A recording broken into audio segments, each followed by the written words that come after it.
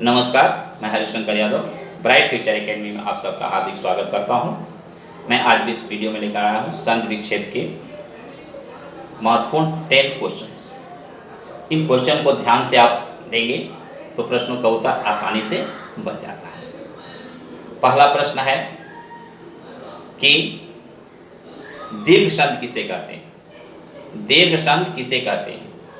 तो देखिए, आपके प्रश्न है दीर्घ संधि में क्या होता है?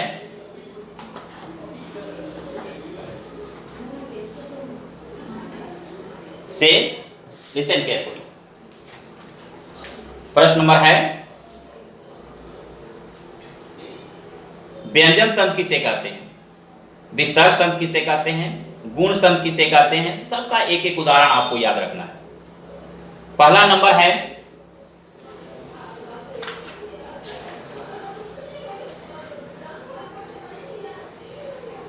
कि संधि बताना है कि किस प्रकार के संधि हैं। फर्स्ट नंबर नमः प्लस ते नमस्ते। नमः प्लस ते नमस्ते, यह किस प्रकार का संधि है? विसर्ग लगा हुआ है तो विसर्ग संधि है। सिंपल उत्तर देना है नमः प्लस ते नमस्ते, विसर्ग संधि। 10 प्लस आनंद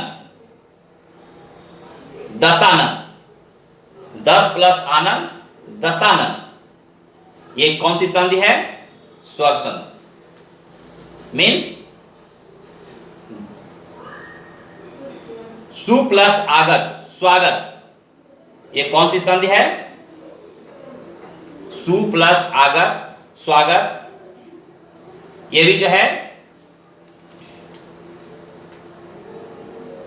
स्वर संधि है। पुस्तक प्लस आलय पुस्तकालय, स्वर संधि में स्वर में किस प्रकार का है? दीर्घ संधि है।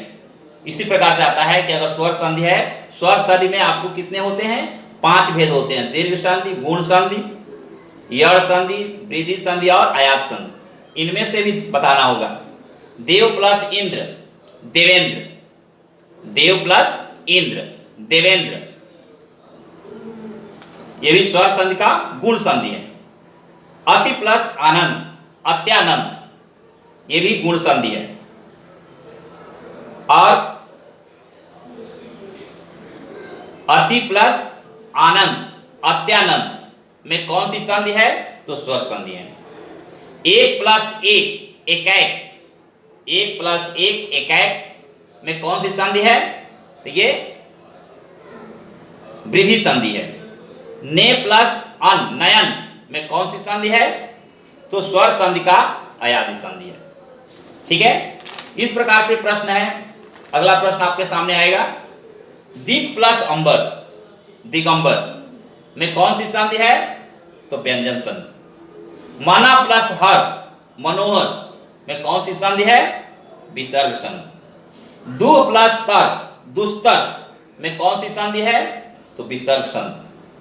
निय प्लस बल निर्बल में कौन सी संधि है? तो विसर्ग संधि। इस प्रकार से इनके संधियों का संधि का जो है आपका पहचान करना है। एक बार फिर से देखते हैं। नमस्ते शब्द का संधि विच्छेद कीजिए। तो नमः प्लस ते नमस्ते। 10 प्लस आनंद दशानंद में कौन सी संधि है? तो स्वर संधि का दीर्घ संधि है। ठीक है, अब है स्वागत शब्द में कौन सी संधि है? तो सु प्लस आगत स्वागत। ठीक है, तो कौन सी संधि है? संधि विच्छेद कीजिए। स्वागत शब्द का संधि विच्छेद कीजिए तो सु प्लस आगत स्वागत।